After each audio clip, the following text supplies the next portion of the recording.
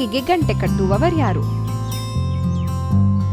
ಬಹಳ ಹಿಂದೆ ಇಲಿಗಳು ಬೆಕ್ಕಿನಿಂದ ತಪ್ಪಿಸಿಕೊಳ್ಳುವುದು ಹೇಗೆಂದು ಮಾತನಾಡಲು ಸಭೆ ಸೇರಿದರು. ಬೆಕ್ಕಿನಿಂದ ತಪ್ಪಿಸಿಕೊಳ್ಳಲು ಏನಾದರೂ ಒಂದು ಉಪಾಯ ಕಂಡುಹಿಡಿಯಲೇಬೇಕು. ಆಗ ಬೆಕ್ಕು ಬರುತ್ತಿದ್ದಂತೆಯೇ ನಾವು ತಪ್ಪಿಸಿಕೊಳ್ಳಲು ಸಾಕಷ್ಟು ಸಮಯ ಸಿಕ್ಕುತ್ತದೆಯಲ್ಲವೇ ಎಂದು ಚರ್ಚೆ ನಡೆಸಿದರು.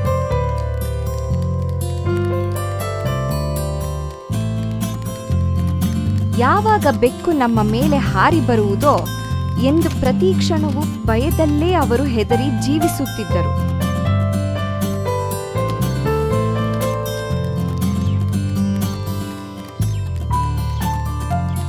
ಒಂದಲ್ಲ 100 ಉಪಾಯಗಳನ್ನು ಚರ್ಚಿಸಿದ್ದು ಆಯಿತು. ಆದರೆ ಅದ್ಯಾವುದೂ ಸರಿ ಕಾಣಿಸಲಿಲ್ಲ.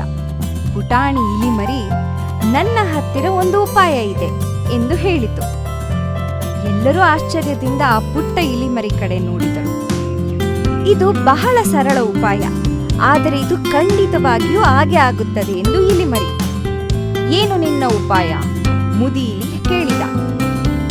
ಬೆಕ್ಕು ನಮ್ಮನ್ನು ಹಿಡಿಯಲು ಸದ್ದಿಲ್ಲದೆ ಬರುವುದು ನಿಮ್ಮೆಲ್ಲರಿಗೂ ಗೊತ್ತಿದೆ. ಅದು ಬರುವ ಸದ್ದು ಗೊತ್ತಾಗಬೇಕೆಂದರೆ ನಾವು ಅದರ ಕೊರಳಿಗೆ ಗಂಟೆ ಕಟ್ಟಿದರೆ ಸಾಕು. ಪುಟ್ಟ ಇಲಿಮರಿಯ ಮಾತು ಕೇಳಿ ಎಲ್ಲರಿಗೂ ಇಷ್ಟವಾಯಿತು. ಅವರೆಲ್ಲರೂ ಪುಟ್ಟ ಇಲಿಗೆ ಚಪ್ಪಾಳೆ ಹೊಡೆದರು. ಎಲ್ಲರೂ ಪುಟ್ಟ ಇಲಿಯ ಉಪಾಯ ಮೆಚ್ಚಿಕೊಳ್ಳುತ್ತಿರುವಾಗಲೇ ಮುದಿ ಇಲಿ ಮತ್ತೆ ಪ್ರಶ್ನೆ ಮಾಡಿತು. ಪುಟ್ಟ ಇಲಿ ಹೇಳಿದ ಉಪಾಯವೇನೋ ಬಹಳ ಚೆನ್ನಾಗಿದೆ, ಆದರೆ ಈಗ ಹೇಳಿ, ಬೆಕ್ಕಿನ ಕೊರಳಿಗೆ ಗಂಟೆ ಕಟ್ಟುವವರ್ಯಾರು? ಎಲ್ಲರಿಗೂ ಬೆಕ್ಕಿಗೆ ಗಂಟೆ ಕಟ್ಟುವುದು ಅಷ್ಟು ಸುಲಭವಲ್ಲ ಅಂತ ಅರ್ಥವಾಗಿ ಸುಮ್ಮನಾದರು. ಸಲಹೆ ಕೊಡುವುದು ಸುಲಭ, ಆದರೆ ಅದನ್ನು ಕಾರ್ಯಗತ ಮಾಡುವುದು ಅಷ್ಟೇ ಕಷ್ಟ ಎಂದು ಮುದಿಯಿಲಿ ಹೇಳಿದ.